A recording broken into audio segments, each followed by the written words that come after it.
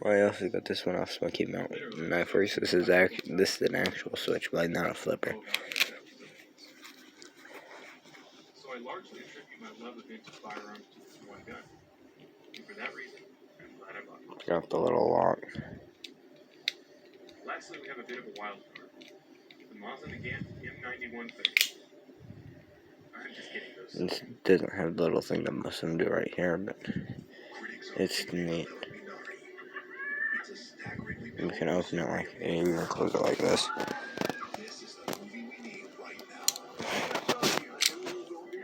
Or you could do it just like this.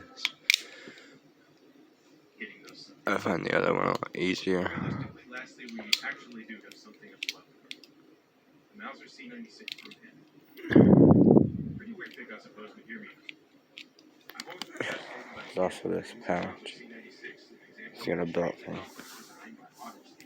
Thanks for watching, and goodbye.